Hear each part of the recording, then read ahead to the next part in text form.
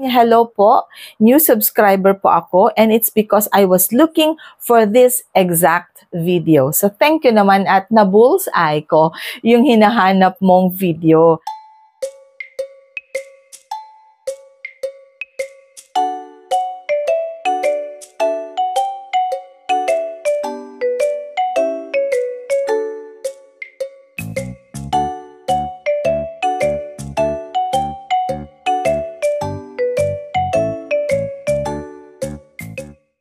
So hi everyone, Crisel Morales here. Welcome back sa ating YouTube channel.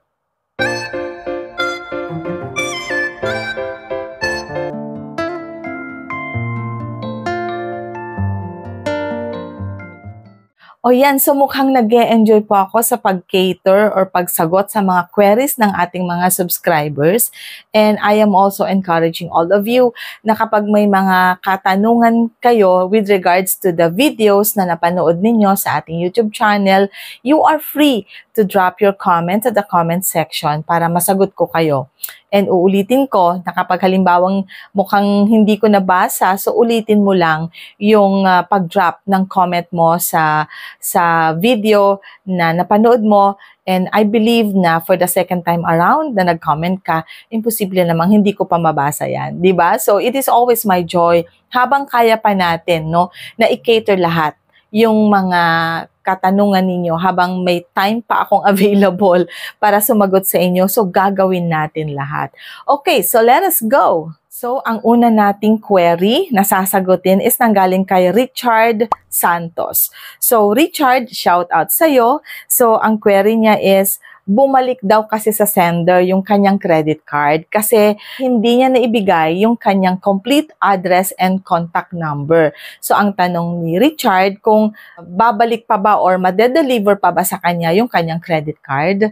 Okay, the answer is yes. Once that you have fully submitted your complete address and contact number, I believe na i-update nila yung records mo and they will be sending you your credit card. In case, you are free to call the hotline of the bank or visit the bank itself para sabihin that you have already forwarded your complete address and contact number at itanong mo na rin kung kailan nila i-deliver yung credit card mo.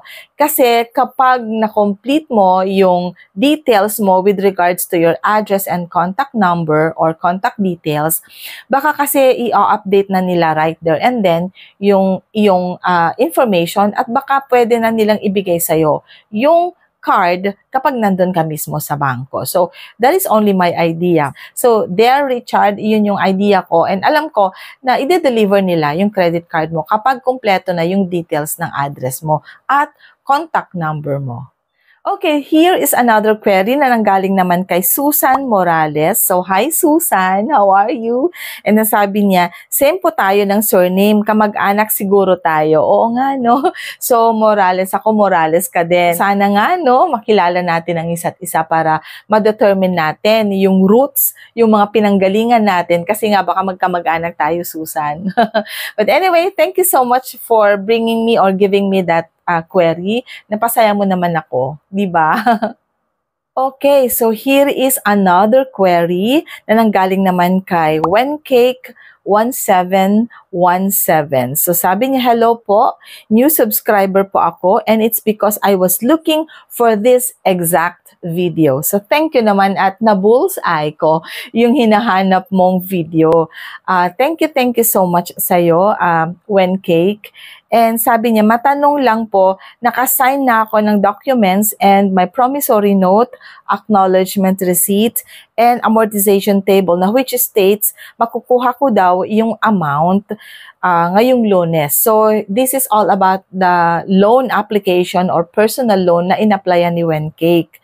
Hihintayin ko po ba sa Lunes na ma-deposit sa savings account ko po? Yes, kapag kinomit ni Bangko yung exact date I believe na madadeposit na yung loan amount mo doon sa savings account na dineclare mo kay bangko. But ito nangyari lang sa akin. I would just like to share kasi yung nangyari sa akin noon, nag-renew ako ng loan with East West Bank.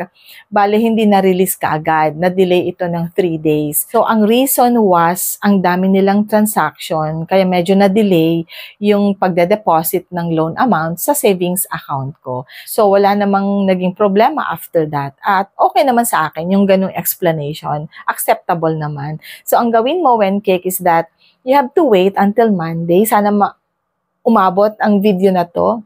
But if in case na hindi makarating sa Monday, then you can call the hotline or go to the bank na lang mismo para makapag-inquire ka kung bakit hindi na-deposit yung loan amount mo. Pero sana naman ma-deposit on Monday.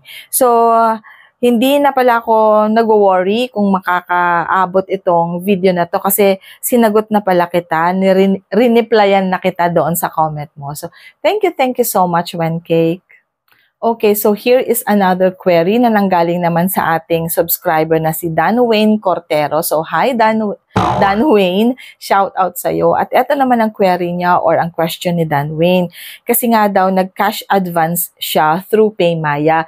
And then, he discovered na ang taas talaga ng daily interest or ng interest ng Paymaya. Credit. I think this is credit, no?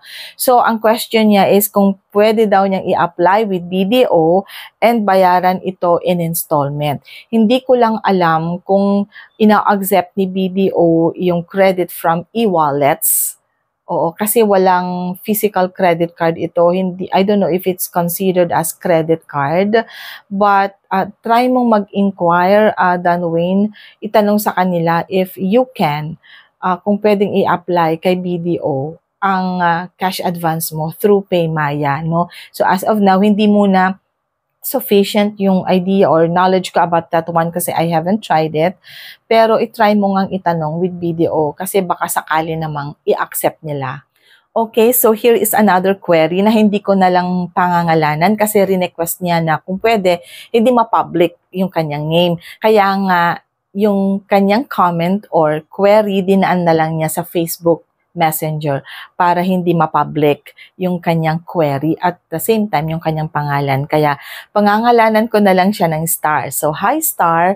So, eto yung query or question ni Star. Hi ma'am, thank you so much po. Nakakapagbigay po kayo ng inspiration at maraming salamat na natagpuan ko ang YouTube channel ninyo.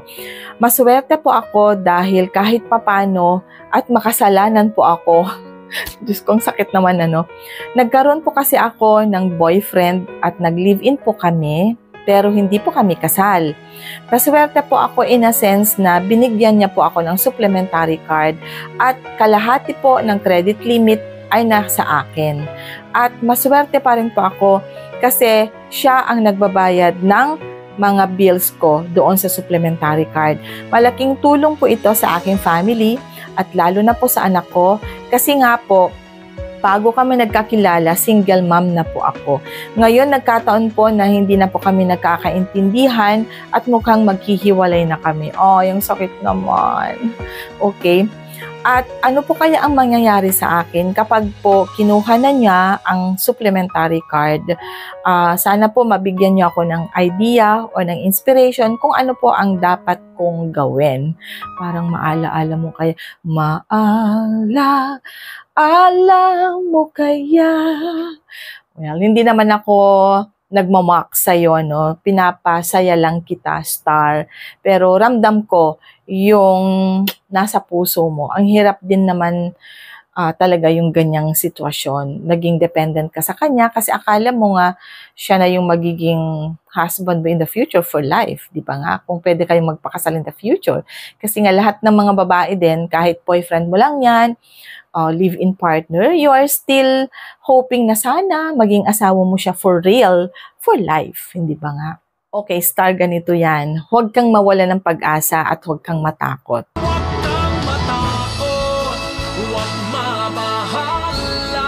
Fear not, because the Lord is with you.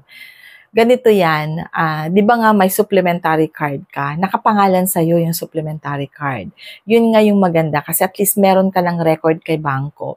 Namomonitor nila yung purchases mo at namomonitor nila kung ilang beses ka mag-purchase sa isang buwan. Kasi kung minsan, tumataas or nagkakaroon na magandang credit score ang isang client kapag ginagamit niya regularly yung kanyang credit card at nagbabayad din siya regularly ng kanyang credit card bills. So dahil nagbabayad consistently yung boyfriend mo, naniniwala ako na hindi nagkaroon ng late payment yung boyfriend mo sa pagbabayad ng yung credit card bills. By then, you are already having a good credit and a good history with regards to your credit kay bangko. Kaya ngayon, ang gawin mo is try to apply for a credit card kung gusto mong magkaroon ng sarili mong credit card. Pero ganito yan, if you would like to have your own credit card, you can apply, try to apply.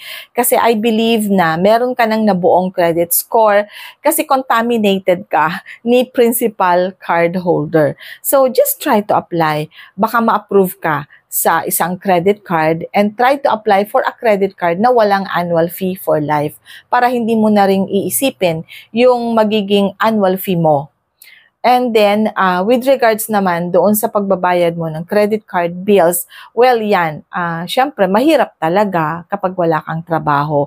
Pero since hindi mo kasi na-mention dito kapag may trabaho ka o wala, I just hope na meron kang trabaho para masustain mo yung credit card. Otherwise, kapag wala ka talagang inaasahang sweldo or wala kang trabaho na pagkukuhanan ng pang-sustain or pambayad sa credit card bills mo, huwag ka na lang munang mag-apply ng credit card. No? So, ang gawin mo na lang muna, I strongly suggest, no, humanap ka muna ng pagkakakitaan or ng trabaho para kapag meron ka ng trabaho, then you can apply for a credit card. Kasi malaki rin talagang tulong ang credit card kapag namamanage talaga natin ito ng maayos. Yun ang palagi kong sinasabi, binibigkas every now and then. Okay na okay ang credit card if we know how to discipline ourselves, especially in spending and in using our credit card. So, yon Star, sana natulungan kita somehow. At kapag may mga additional query ka pa with regards to your situation, sana makatulong ako. Kapag ayaw mo pa rin mag-drop ng comment dito sa ating YouTube channel, you can continue to message me sa aking Facebook. So, there you go. Maraming salamat po sa inyong lahat sa pakikinig. Sana kahit po katanungan or comments ng mga subscribers natin yung kinater natin ngayong hapon, sana may napulot kayong idea na makakatulong din sa inyo just in case in the future you will be in the same situation. Sana po hindi. Sana okay lagi ang sitwasyon ng bawat isa sa inyo. Pero just in case lang, no? At least kapag narinig mo yung mga conversations or yung video na to, di meron kang maaalala, ganito pala yon, ganito ang nangyari doon sa isang subscriber at ganito yung sinuggest ni Miss Crisel, masubukan nga. Di ba nga? So maraming salamat po sa inyong lahat and sana po makapag-subscribe kayo sa mga hindi pa nag-subscribe at sana po ma-like, ma-share ang video na to sa mga kakilala ninyo para naman magkaroon sila ng ideas sa mga sitwasyon like what I have mentioned or what I have tackled a while ago. So, maraming salamat po. And as what I always say, remember, kahit ano pa yan, kahit anong klaseng pagsubok yan, always remember that life is beautiful because God is so good. Bye everyone. Thank you.